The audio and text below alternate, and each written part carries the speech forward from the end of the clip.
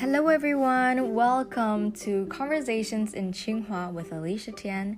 My name is Alicia and today we have a guest from Lithuania.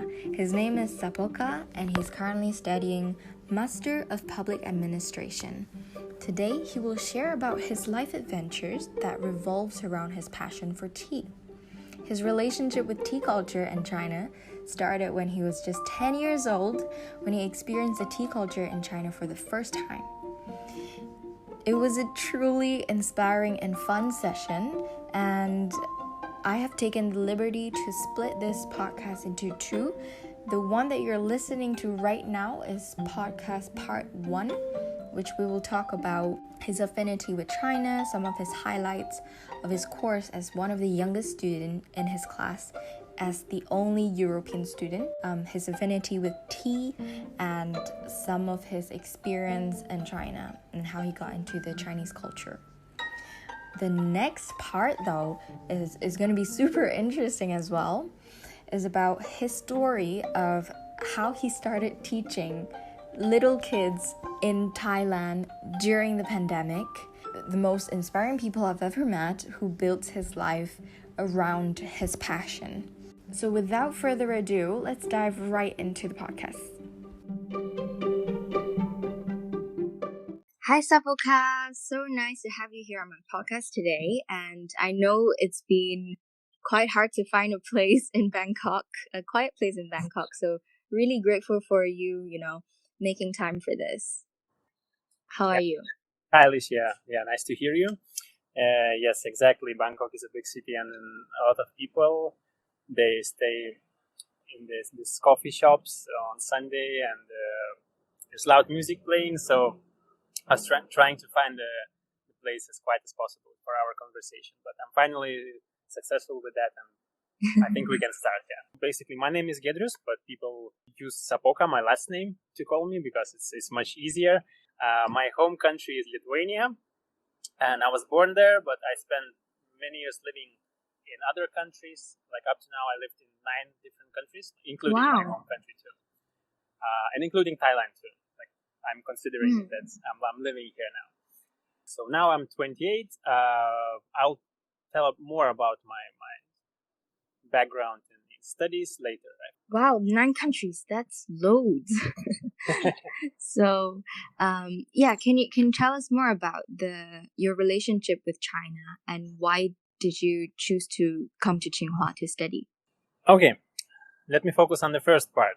Yes. And then I'll move to the Tsinghua part. So first of all, my parents, they are travelers, and I spent my childhood in traveling in different countries, mostly in Asia. And we came to China, I think, in 2001 or 2002, when I was 10 years old. That was the first time when I visited China, and that's basically the very first encounter with Chinese culture. And as our listeners may know, in early 2000s, China was totally different from now, but still, cultural aspects were absolutely the same. And then, I remember that I fell in love with 2 cultural aspects in China. One was Chinese characters.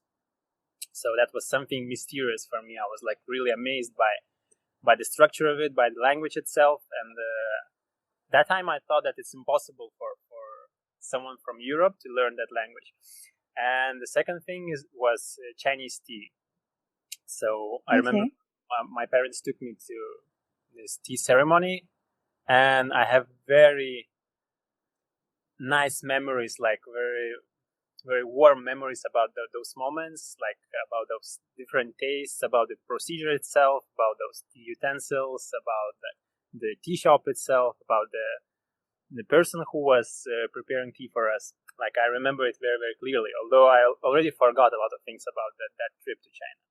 You were 10 years old when you experienced exactly. that. I see. Okay. And what was the exact feeling that you were feeling when you saw the utensils and everything? That was like a cultural shock, but very positive one. I didn't expect that you can drink tea in this way, and that you can actually feel different taste with every cup, like the same tea, but every cup feels different, and the variety of tea, like starting from green, then going to oolong, and then red, and then we tried many different kinds of tea that time. And I remember that I was really impressed by the variety and everything around the tea culture, like all the decorations, the tea table itself, the process of preparation, that it's not just as we used to do back home, just pour hot water and then drink it, but you show the tea leaves to your guests, and then you explain them a bit, like where is this tea from, which region in China, and then you try to kind of make this friendship and connection with itself, like with a living organism. So I was really impressed by this approach that time. Yeah. I see. And many years later, you decided to come back to China. Yes, and then the story goes like this, that when I was about to graduate from my high school, and I was in Russia riding a train in like Trans-Siberian Railway, and you might know that it's a very long road. It takes from Moscow to Vladivostok about 1 week. So I was going almost all the way there, and I had two neighbors, two Chinese neighbors. We were not able to communicate at all, but they shared their food with me. They were sharing their tea with me too, and we just, our friendship was very silent. Just using body language and gestures. But then one Russian lady entered the train at that in the middle way, in the halfway, I think, and then she approached those Chinese workers. I think they were going back from Krasnodar back to China, because they used to work in the restaurant. And she started to talk with them in Chinese, and I was also shocked, I think, for the second time in my life when I saw like foreigner speaking Chinese fluently. Although that time I didn't know whether her Chinese was good or not, but for me it was very impressive.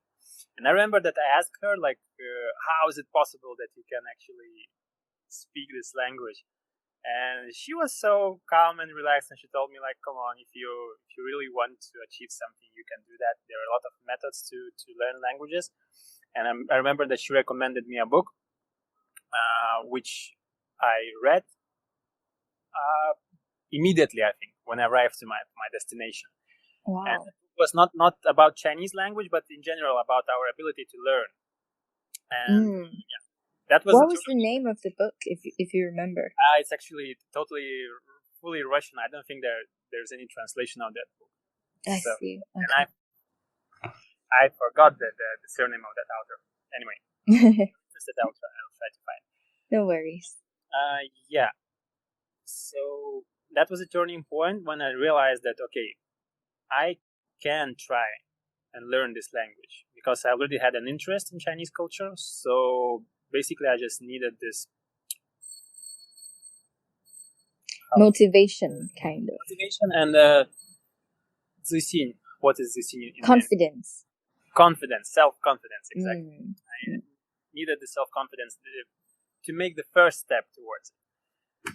So that lady gave me this self-confidence.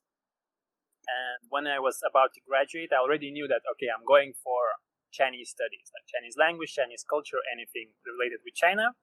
So yeah, I passed my high school exams. Then I stayed in my hometown, and I attended 4 years of Chinese studies. So at that time it was called Oriental Studies, like Faculty of Oriental Studies, and the branch was major was called Asian Studies, and you could choose from 3 languages: Japanese, Hindi, and Chinese. So I was in the Chinese group.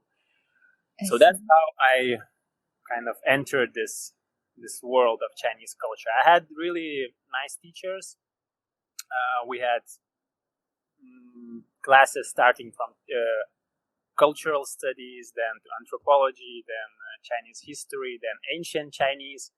then Chinese philosophy. So it's not only about language, but the whole culture. It's a very comprehensive problem about Chinese culture in general. So that's how I got this chance to go to China as a student in my 4th year. And I received a Chinese government scholarship that time. I could choose any of cities, as I remember. And because of my interest in Chinese tea, I decided to choose one of those cities in South. Basically, in those provinces that are famous for Chinese tea. So the first was Fujian province, and the second place was Yunnan. So Xiamen and Kunming. Wow. But then, Xiamen was number 1 in my list, so that's how I got into that city. And that was the right choice. Like now, I see that it's one of those right choices in my life, because although I had those language classes every day, and I managed to get into a group of advanced Chinese, but still I was allowed to skip some classes, to miss some classes, And then I was going for my own field trips. I told teachers that I really want to go and explore areas around, and I was going to Wuyishan, to Anxi, to Quanzhou, all those cities that are famous for tea production. So I'm curious, like when you go on those tea trips, what do you what do you do? What are you looking for? What did I do? Basically, because I think by that time my Chinese was already enough to communicate with local people, especially in the countryside, because the language there is not so complicated. I mean, the people there, they're using the very simplified Chinese in their daily language. So that's why I was just going directly to those villages or the tea factories, making friends. Of course, they were amazed to see like foreigner who is so interested in Chinese tea. So I made really good friends. But then, there's another story actually related with my university. We had different courses, not only like basic Chinese course, but we had also listening, reading, and oral Chinese speaking course. So the teacher of oral Chinese course, he introduced himself in the very first class. He told hello, my name is teacher Liu. I have 2 hobbies. One is Chinese tea, like drinking tea, and another one is traveling. Wow. That was the time when I realized that, okay, I want to learn from this guy.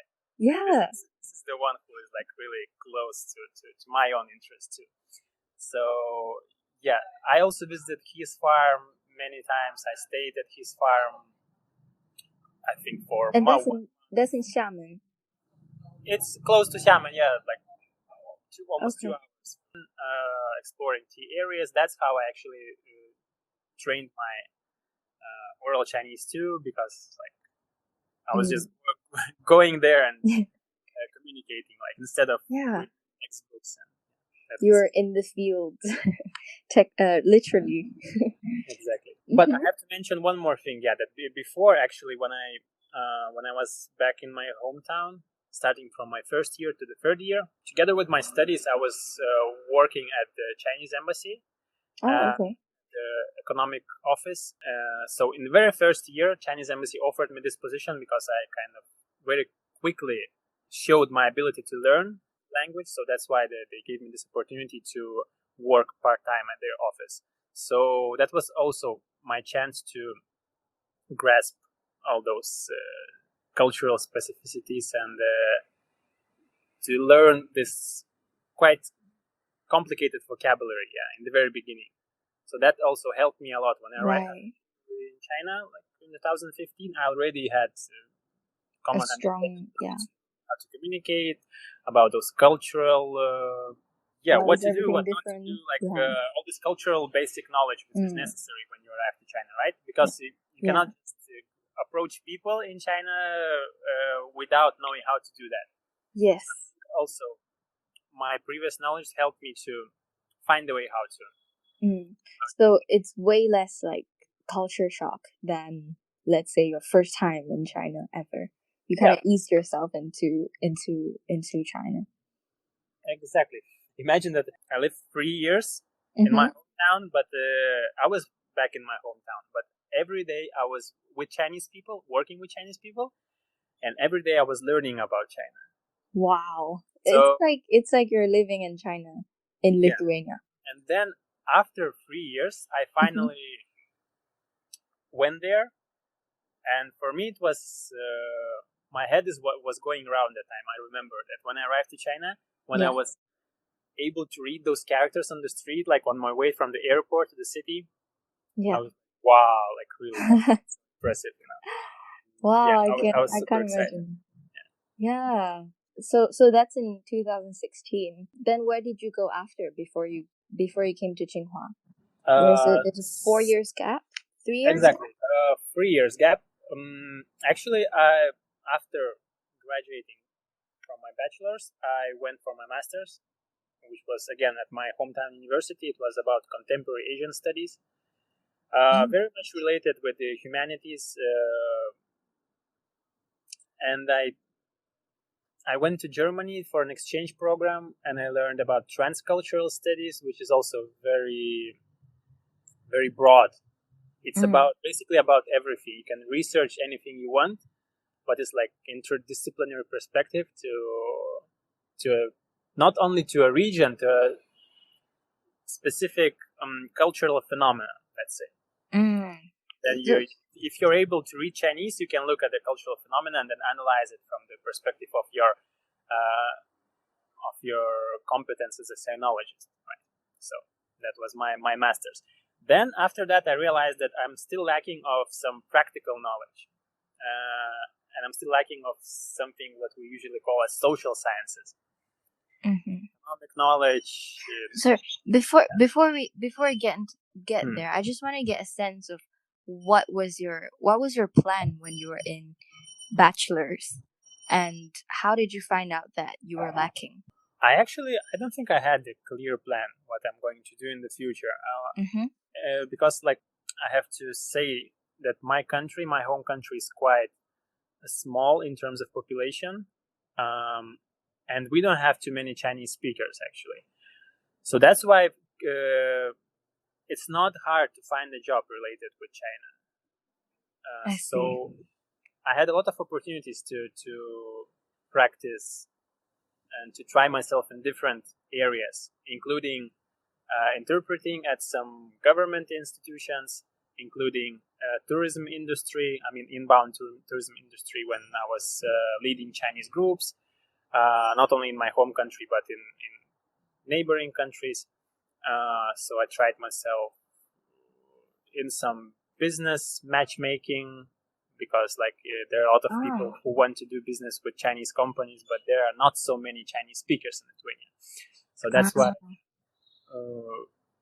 that was a very good thing, because, for example, my teachers, I mean Chinese speakers, because they were quite busy, and usually they just forward some emails to their students about like some job offers or some projects, like when some companies they're looking for connections in China. So that's how we got a lot of chances to get into the business world, or try ourselves in different industries. So and then what was the turning point where you're like, okay, I need to study more? The turning point was my decision to move to China, actually. Okay. I decided to move there, but it's much more easy to settle in China if you have a Chinese diploma. So that's very pragmatic step, let's say. I decided that I have to get Chinese diploma and then find a job in China or establish my company in China, which is also much more easy if you have already Chinese diploma. I never planned actually to move to Beijing because, again, that's quite far from the regions of my interest. But on the other hand, that's the capital of China, so all the cultural activities and all the activities even related with Chinese tea, for example, you can find it in Beijing. So very concentrated. Yeah, it's very concentrated. So that's why I thought that it's really good to spend 2 years in Beijing, graduate, and then move to the southern part. So that was my plan that time. And that's why I actually went to Tsinghua. I see. Yeah. Oh, that's so interesting. I didn't know that Tsinghua wasn't your first choice. But yeah, it makes sense because like you were focusing more on the tea, right? And did you have any ideas of like starting a business in terms of in the tea industry or anything like that? Since 2012, since I started to learn Chinese, I started to work at a tea house. In China? No, back in my home country. So, oh wow, like I was working from Monday till Friday. I was working at the embassy and attending my classes. But on weekends, I was working at the tea house. It's only one totally Chinese tea house in Vilnius, in my home city. I think now it's already 20 years old. Yeah, that time they were celebrating 10 years old anniversary. And yeah, they were my also kind of teachers. Although those people are not Chinese, but they showed me how to introduce Chinese tea culture to local people. That's interesting. Yeah. So, and that time I remember that I already started to help them with the logistics and with the sourcing of Chinese tea. So, if I think about business, like I wouldn't call it business, I would call it my hobby, but I'm trading Chinese tea since 2012. I'm doing that mainly to establish connections. For example, if I have some Chinese friends who are producing tea, I'm willing not only to learn from them, to go to the field, to their factory, and film and then collect some materials about how they produce tea, but also buy tea from them to make them feel that, okay, this person, he is interested to work together in the future, right? So for me, that was quite important. Not just stay on this stage when I'm just interested in something, but also to see the results of my learning, let's say, yeah? Because when you're always stuck in the process and when you don't have any results, that's not right, I think. So that's why I started to do this tea trade, and I started to look for even better tea, to introduce it to the Lithuanian market, to introduce it to Lithuanian customers. And that was the result for me. That was the result of my efforts. So that's how I saw it. I see business because up to now, I still don't have my own company or brand. I'm just kind of freelancing and just doing this trade. The volume of my trade is really low. And, but you do it out of interest. Out of interest, and you have to remember that Lithuania is a country of only 3 million people. So So that's why, and coffee is the main drink there. So people they are not interested in tea in general, and especially in traditional Chinese tea ceremony. So a lot of people are not willing to pay the amount of money people are willing to pay in China. Even that sometimes they are shocked when they see that, oh, do you have like this prices in China? Is it real? Can it be real? Yeah. How much are the prices? Roughly. I mean, roughly in China, if you want to get really good quality tea, you cannot find anything below 800 or 1,000 yuan. I mean, I'm talking about good tea, not something, pesticides or something. I'm talking about organic tea. The people that you trade with, a type of tea that they look for, like, for example, pu'er or something. Yeah, Is it a particular one? I think it's very similar to Malaysia. In Malaysia, I think puer is the most popular. And in Lithuania, because it's a northern country and we have 6 months of winter, people, they like strong tastes. They like red tea, they like puer, they like dark oolong. So not so many. And according to Chinese medicine, like green tea, it has the qualities of cold qualities.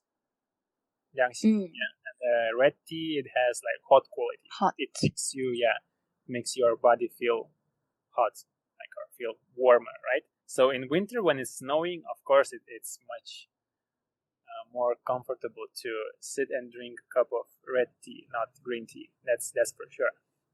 That's why Lithuanian people, mostly they were interested in those dark teas and puer and oolong. Yeah, so that's the main. Interesting. Types. Yeah, that's really interesting. Okay, now that we know that you're really interested in tea and the story of how you got into Tsinghua, so can you tell us more about what you're studying at Tsinghua? I'm studying international development and governance. So that's the name of my major. But when I'll graduate, I'll receive a diploma of public administration. So Masters of Public Administration. Okay. Basically, my classmates, all of them, they are government officials from different countries. Yeah, that's the requirement for students who are coming for this program, to have an experience working at the government before, like at least 2 or 3 years. I was eligible to apply for this program because I worked at the Chinese embassy. I see. So that's why. But currently, I'm not working there anymore. But my classmates, most of them, they will go back to their duties after they graduate. Some of them, they're ministries of defense, ministries of social development, from water departments, from migration offices, from municipalities, different kind of government branches. And what we're studying, the program itself is about development economics, about social policies, policy analysis, industrial policies. So basically everything what they will need back in their offices. For me, it's really interesting. Although I'm not planning to go for a public servant position in the future, but still, I still find a lot of interesting things and a lot of valuable knowledge for myself. Yeah, because I was about to ask, like, did coming into this course and learning about all these things about government in other countries, did it change your future pathway in any way, or did it give you new ideas of what you're gonna get into after? Yes, it did actually. I would like to try myself also in the international organization. I'm not sure if I want to be a public servant back in my home country, but I would like to try myself. Let's say a development bank or this kind of organization, to go to more global level, not regional. Right. So that's what really interests me now.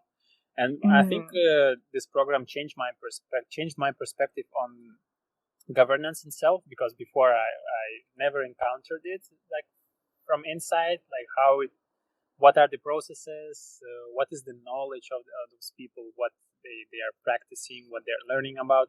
But now I see that administration is it's an art. It's an art and science at the same time. So, and governing, especially governing big countries, I see it as a very complex and very complicated process. That's why now I think my view on governing process changed a lot. And when I'm reading some news about what's happening in some countries, what policies government is issuing, I'm looking at it from the perspective of this very policymaker. Political perspective, yeah. Mm. What are the implications? Like, is this policy really effective? I mean, I never ever had this approach before, as I have it now. So Wow. yeah. And I remember you mentioned about your interesting class composition, about your classmates, that you're the only European in class. Exactly. As I know, this program was launched in 2015, and yeah, I'm the first one from European Union.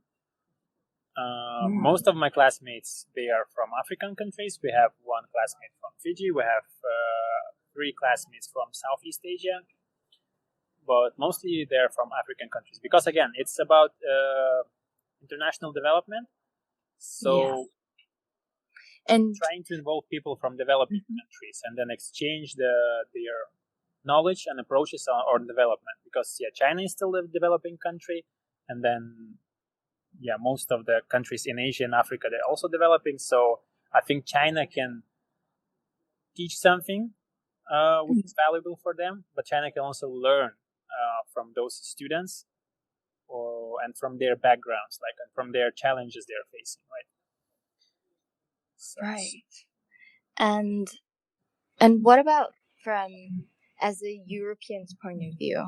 Do you see that in Africa and in Asia that the governance is actually much different from Europe? And how is like usually a normal discussion in class? Like normally, how would that go?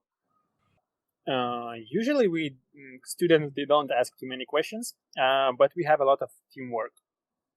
We have a lot of papers that we have to write together. So that's our chance to share our experience between each other.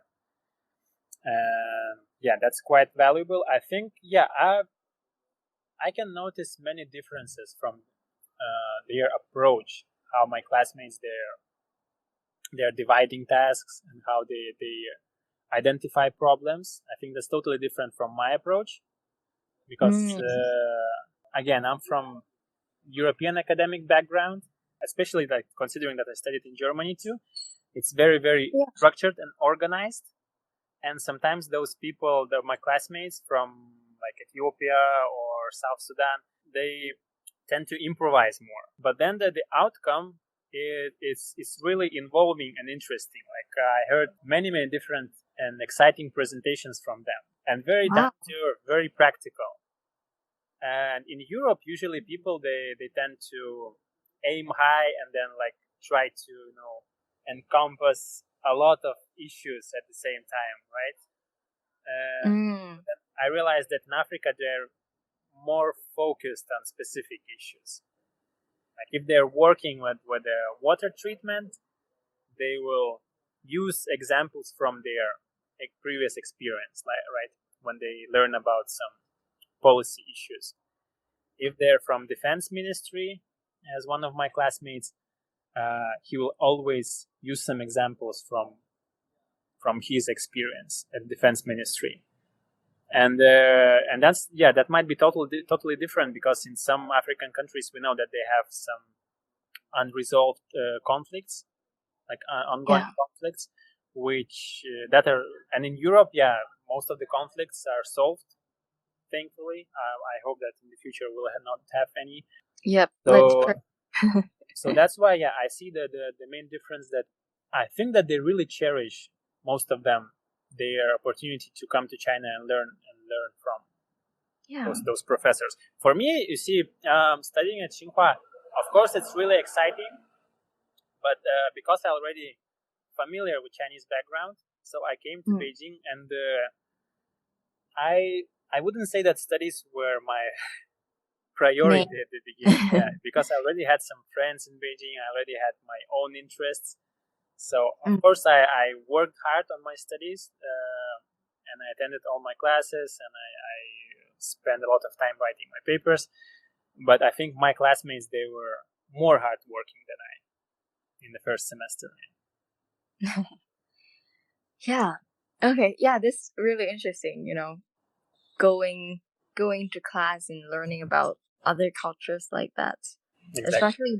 especially the approach. Like, I always find it interesting to see how different people from different countries speak, how they interact, and how they do things. And being in your position, that must have been quite fun to observe everyone, to see how to see how everyone's like interacting with each other. Yes, we have also since the very first week, our coordinator, together with my classmates, they decided to assign me as a class leader. So that's why I always had this, from the very beginning, I always had this duty to be a mediator between students and the administration. It was a tough challenge, but again... Why was it a tough challenge? Yeah, I'm joking that my duty was to administrate the administrators, which is the impossible task. Those people that and their experience too. Yeah, of course, and I'm one of the youngest in my group. Oh wow! And that's also a bit challenging. I think when it comes to some recommendations like what to do, I think the most of the people, they already have more experience in their lives, how to act in certain situations, what decisions they should make. But just because I'm more familiar with Chinese background and that I'm able to read Chinese and speak Chinese, so that's why I had this privilege of guiding them in the first few weeks when we just arrived, including all those procedures related with medical certificates. Right. And then the first week, I remember that I organized some trips. To farms? To fields? No. Just to central Beijing to explore around. Just without our coordinators, we had other field trips together with our coordinators and the school staff. But then I initiated some trips just for our group. Wow. Just go to the central Beijing, like explore the area and then take the subway and then go back. That's just curious, how many people are in your class, and are you guys like are you a tight group of friends? Let me think, 16? Okay. Yeah, something like that. Some of them, they stayed now in Beijing during the whole pandemic, right? And I think they are really close because they're there through the pandemic. Yeah, they were helping each other, supporting each other. Some of them, they went back in time just before this outbreak. They left China and went to Fiji, to Gambia, to some other countries, to Tanzania. So they are back home with their families. I'm the only one who is neither at the campus nor at back home. So my situation is again. Let's dive right into your situation, because I'm sure it will be one hell of a story for our audience. Yeah, to make it short, I was in China during the outbreak. I was about to go back to Beijing.